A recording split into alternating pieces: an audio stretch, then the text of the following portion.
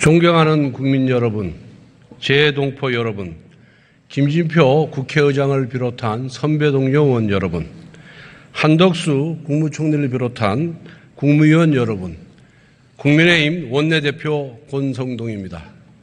오늘 연설을 시작하기에 앞서 지난 대통령 선거와 지방선거에서 저희 국민의힘을 선택해 주신 국민 여러분께 진심으로 감사를 드립니다. 반지성시대를 종식하고 공정과 상식을 회복하라는 국민의 목소리가 여전히 귓가에 생생합니다. 당내 문제로 걱정을 끼쳐드렸고 국회 정상화가 늦어지면서 민생 대책은 지연되었습니다. 집권 여당의 원내대표로서 무한 책임을 느낍니다. 다시 시작하겠습니다. 초심의 자세로 국민의 뜻을 섬기겠습니다.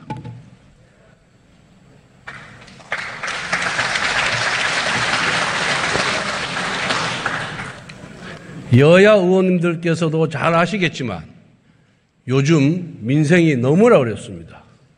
어떤 택시기사분은 일하러 나가기가 무섭다고 합니다. 회사가 코를 넣으면 무조건 가야 하는데 단거리 손님이면 기름값도 안 나온다고 합니다. 장거리 출퇴근하는 직장인들은 조금이라도 더 싼 주유소를 찾기 위해 애씁니다. 얼마 전 신문을 보니 상추값이 올라서 금추라고 합니다.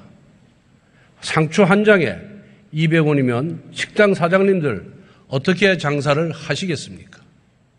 많은 자영업자와 소상공인들께서 어떻게든 버텨보려고 은행 대출도 받았습니다. 그런데 이제는 이자가 올라서 또다시 고통을 받고 있습니다. 이것이 고유가, 고물가, 고금리 3고시대의 고통스러운 현실입니다. 대적 요인이 민생 고통의 주요 원인이라는 것은 사실입니다. 에너지 가격과 곡물 가격이 급등했습니다. 공급망이 불안해지고 주요 국가의 통화 긴축도 가속화되었습니다. 퍼펙트 스톰이 몰아치고 있습니다. 그러나 대적 요인만 있는 것이 아닙니다. 지금 한국 경제는 마치 기저질환을 앓고 있는 환자가 에브 바이러스에 감염된 것과 같습니다. 경제 체질이 나빠졌기 때문에 애부적 위기에 더욱 취약해진 것입니다. 한국 경제가 왜 힘들어졌습니까? 저는 바로 정치 때문이라고 생각합니다. 문재인 정부 5년 내내 정치가 경제의 발목을 잡았습니다. 국익과 국민보다 눈앞의 정치적 이익을 우선했습니다. 오늘만 산다식의 근시안적인 정책, 국민을 갈라치는 분열적 정책이 바로 민생 고통의 주범입니다. 경제의 기본을 무시한 소득주도 성장, 정치 논리가 앞선 최저임금의 급격한 상승으로 고용시장은 얼어붙었습니다.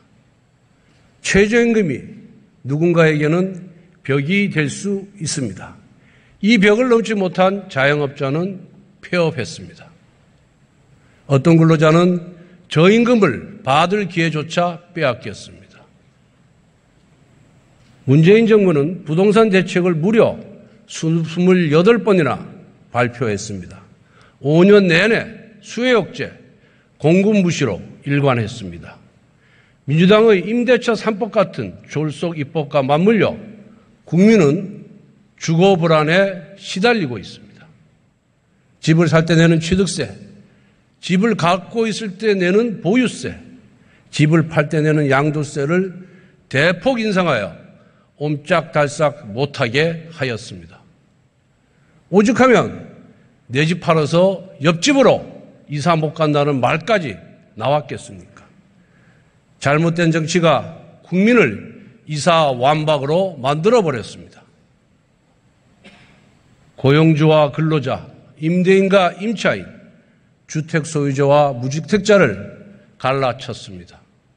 그 결과 모두가 힘들어졌습니다.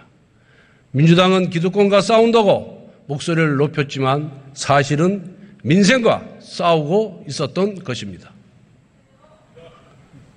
코로나 방역의 상처가 아직도 남아 있습니다. 2주 단위로 말 바꾸는 비과학적인 방역 때문에 희망 고문을 당하다가 장사를 접은 분들이 한두 명이 아닙니다. 국민 얼차례 방역으로 비판받으니까 재난지원금 명목으로 나라 국간을 털어댔습니다. 당시 야당의 목소리를 경청하여 꼭 필요한 분들께 두툼하게 지원을 했더라면 대출도 덜 받고 고금리 고통도 줄었을 것입니다. 대한민국 정부 수립 68년간 627조 원이었던 국가채무, 문재인 정부 5년을 거치며 1천조 원을 넘어섰습니다. 미래를 저당 잡아 국가채무 1천조 시대를 열었지만 그 성과가 무엇이었냐는 국민의 물음에 대해서는 답하지 못했습니다. 가뜩이나 어려운 경제 위기 상황에 전기요금 인상 독촉장이 밀려옵니다. 그 직접적인 원인은 문재인 정부의 탈원전 정책에 있었습니다. 가성비 좋은 원자력 에너지를 줄이고 비싼 신재생 에너지로의 전환을 무리하게 추진했습니다. 한전의 적자는 이미 예견된 일이었습니다. 올해 한전 적자 규모는 30조 원에 이를 것이라고 합니다. 탈원전 정책 추진 과정도 문제가 많습니다. 월성 1호기 조기 폐쇄 결정에 대한 감사 과정을 보십시오. 산업통상자원부 공무원이 신내림을 받아 자료를 삭제하고 부처는 조직적으로 감사원에 저항했습니다. 대통령의 묵인 없이 이것이 과연 가능한 일입니까? 당시 산업통상자원부는 탈원전 정책으로 인한 전기요금 상승을 경고했습니다. 하지만 문재인 청와대는 이를 묵살했습니다. 한전은 10차례나 전기요금 인상을 요청했습니다. 그러나 문재인 청와대는 단 한 차례만 승인했습니다.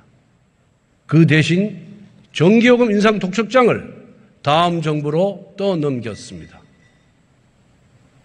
문재인 정부가 떠넘긴 것은 나라 빚과 독촉뿐만이 아닙니다. 알박기 인사까지 떠넘겼습니다. 윤석열 정부의 가치와 철학이 다른 분들이 왜 공공기관장 자리를 차지하고 있습니까? 개인의 영달을 위해서입니까? 아니면 새 정부를 방해하라는 것입니까? 실패한 정부의 실패한 관료는 민생 회복에 방해가 될 뿐입니다.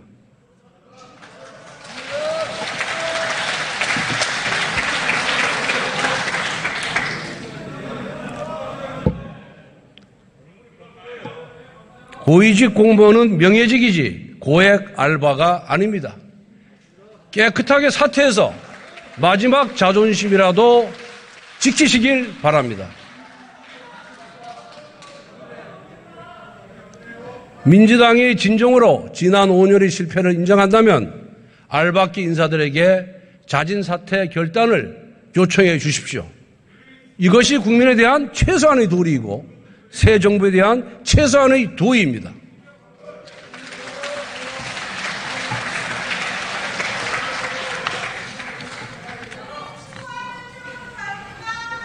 제가 지금 정치공학적으로 지난 정부 탓을 하는 것이 아닙니다. 원인을 제대로 규명해야 대안을 세울 수 있습니다. 지난 5년 동안 실패한 정책을 반복하면서 좋은 결과를 기대할 수 없습니다. 국정 방향을 다시 설정해야 합니다. 새로운 국정 방향은 특정 집단의 당파적 이익이 아니라 오직 민생이 되어야 합니다. 오늘만 산다가 아닌 내일을 준비한다는 마음으로 위기를 극복해 나아가겠습니다.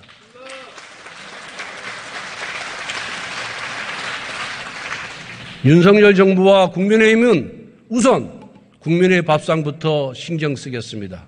이미 돼지고기, 식용유 등 식품 원료 7종 할당 관세와 단순 가공식품류 부가가치세는 연말까지 면제했습니다. 가격이 불안정한 감자, 양파, 마늘 등은 비축 물량을 풀어서 시장 공급을 확대하겠습니다. 직장인 식대 비과세 기준도 10만 원에서 20만 원으로 확대하겠습니다. 도로, 교통, 우편요금 등은 올해 말까지 동결하고 전기와 가스요금 인상은 최소화하겠습니다. 유류세 인하를 연말까지 연장하겠습니다. 국회 정상화 즉시 유류세 인하 폭 확대 법안을 야당과 협의하여 통과시키겠습니다. 경기 침체와 코로나의 어두운 터널을 지나오며 민간 부채가 크게 늘었습니다. 소득 감소를 추가 대출로 버텨왔습니다. 가파른 금리 상승이 취약계층의 금융 부담을 가중시키고 있습니다. 서민 경제 붕괴와 대량의 신용 불량자를 사전에 막기 위해 특단의 금융 대책이 필요합니다.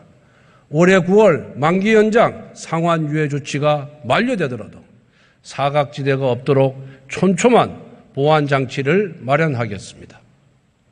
30조 원 규모의 새 출발기금을 설립하여 소상공인 자영업자들이 원리금 상환 일정을 조정하겠습니다. 7% 이상 고금리 대출을 저금리 대출로 전환하여 실질적인 상환 부담을 줄이도록 하겠습니다. 동시에 성실하게 빚을 갚아가는 국민께서 박탈감을 느끼지 않아야 합니다. 엄격한 재산소득조사에 기반하여 대출기간 연장과 채무 조정을 하도록 하겠습니다. 특히 청년들의 재도전을 지원하되 원금 완전 상환을 원칙으로 도덕적 해이를 철저히 방지하겠습니다. 취약계층일수록 물가 상승이 버겁습니다. 긴급복지 재산 기준을 완화하여 지원 대상을 확대하겠습니다. 저소득층 가구에 지급하는 에너지 바우처 역시 지급 대상과 규모를 늘렸습니다. 아이를 키우는 젊은 부모를 위해 이미 기저귀와 분유에 대한 부가가치세를 면제한 바가 있습니다. 코로나19 오미크론 변이가 유행하고 있습니다. 역대급 전파력을 갖고 있다는 켄타우로스 변이의 국내 첫 확진자가 발생했습니다. 일일 확진자가 20 내지 30만 명까지 급증할 수 있다고 합니다. 이로 인해 국민들은 2년 만에 회복한 일상의 자유를 빼앗길까 우려하고 있습니다. 또다시 백신 패스 도입, 비과학적 거리두기 등 강제 조치가 시행될까 봐 상당히 걱정하고 있습니다. 국민 여러분께 분명하게 말씀드립니다. 윤석열 정부에서 비과학적 거리두기는 없습니다. 저희는 정치방역 하지 않겠습니다. 저희의 원칙은 과학방역입니다.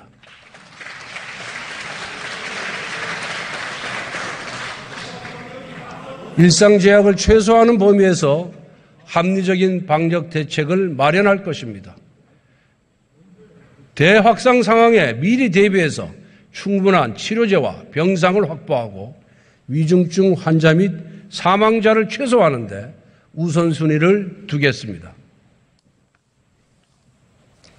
문재인 정부와 민주당이 국민으로부터 가장 많은 지탄을 받았던 정책이 바로 부동산 문제입니다.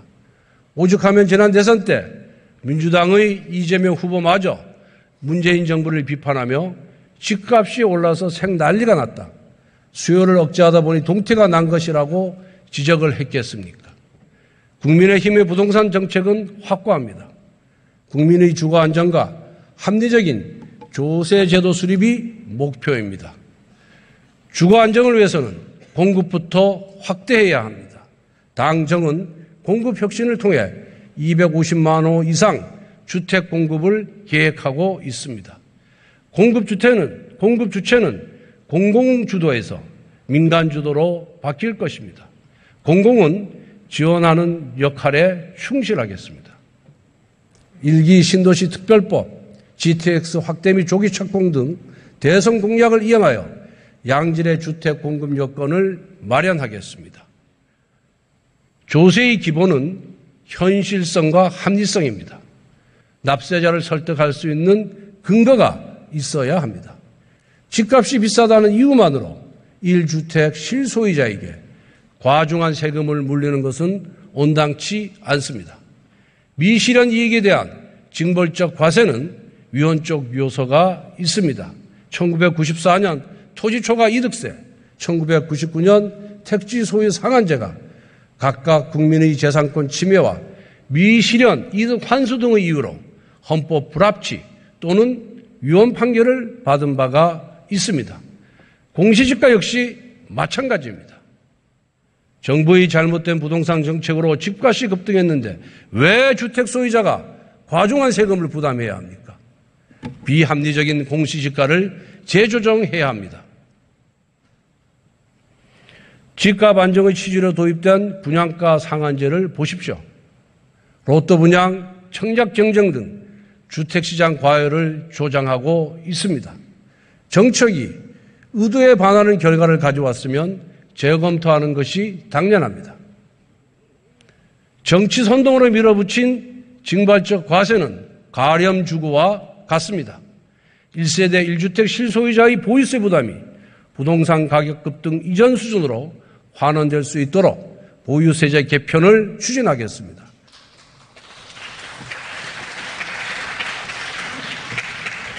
또한 무주택 실소유자가 생애 최초로 주택을 구입하는 경우 취득세 감면을 확대하겠습니다.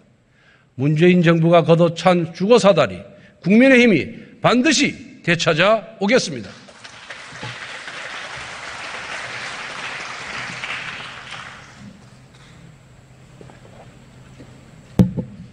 21대 국회는 한국 사회의 해묵은 개혁 과제를 해결해야 합니다. 연금 개혁의 필요성은 누구나 인정하는 사실입니다. 그러나 표가 떨어질까 봐 두려워서, 개혁에 대한 저항이 두려워서 지금까지 미루어 왔던 것입니다. 특히 문재인 정부는 회피로 일관하면서 단 하나의 개혁조차 시도하지 않았습니다. 이제 연금 문제는 세대 갈등을 넘어 미래를 위협하는 뇌관이 되고 말았습니다. 연금 개혁은 법령 개정이 동반되어야 하기 때문에 행정부가 일방적으로 추진할 수가 없습니다. 여야의 긴밀한 협조 없이는 추진도 성공도 어렵습니다. 우선 여론을 형성하고 수렴할 수 있는 투명한 논의기구부터 출발시켜야 합니다. 여야의 협치를 넘어선 사회적 대타협이 필요합니다. 노동개혁도 연금개혁만큼 중요합니다. 4차 산업혁명의 대전환을 맞아 전 세계 주요 국가들이 혁신 경쟁을 하고 있습니다. 그런데 우리는 어떻습니까? 2021년 스위스 국제경영개발대학원이 발표한 노동시장 부문 국가 경쟁력 순위에서 대한민국은 28위에서 37위로 하락했습니다. 우리나라의 낮은 노동 생산성도 문제입니다. 2020년 OECD 국가의 시간당 노동 생산성은 평균 $54인데 반해 우리나라는 41.8달러입니다. 미국보다 32달러, 독일보다 25달러, 일본보다 6달러가 적습니다. 그러나 고용시장의 경직성은 높습니다. 우리나라의 고용시장이 왜 경직되었습니까? 수많은 비현실적인 규제 때문에 기업은 고용을 두려워합니다. 그래서 기업은 과감한 혁신과 투자 대신 기존 강성노조와 타협을 강요받았습니다.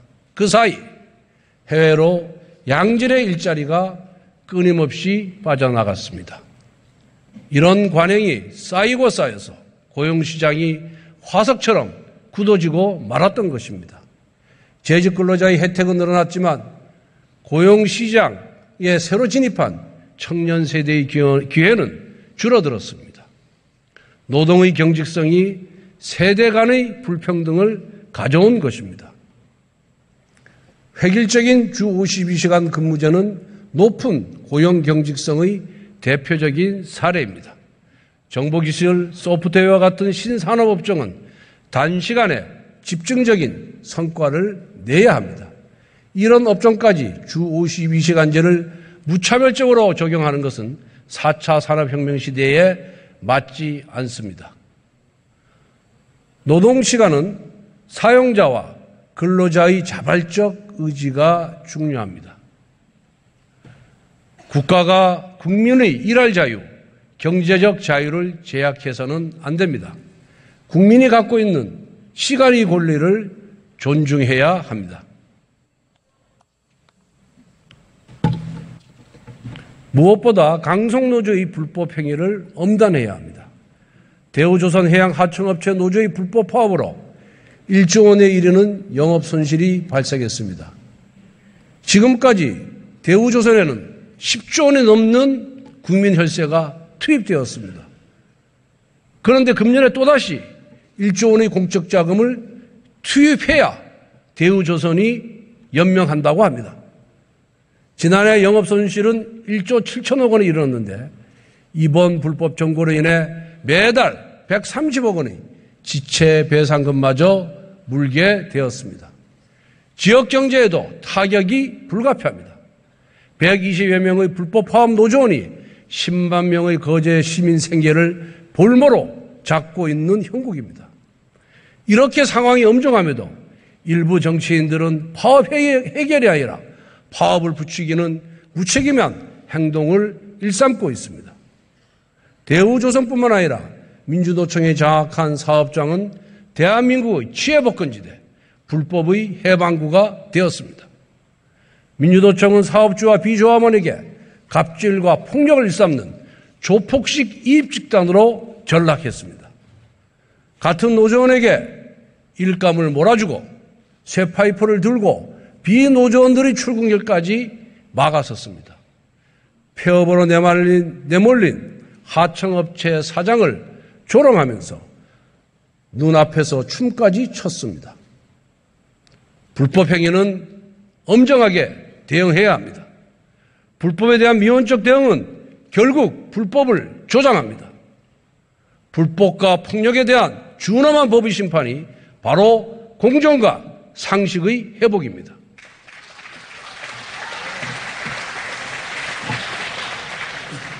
교육개혁 역시 우리 사회가 풀지 못한 오랜 과제입니다.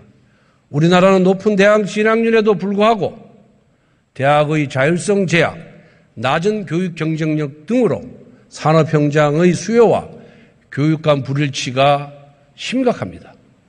2020년 우리나라 대졸 청년 고용률은 OECD 37개 국가 중에서 31위입니다. 대졸 비경제활동 인구 비율은 20.3%로 3위입니다. 대학 전공과 직업이 일치하지 않는 비율은 50%로 OECD 1위입니다. 특히 신산업의 경우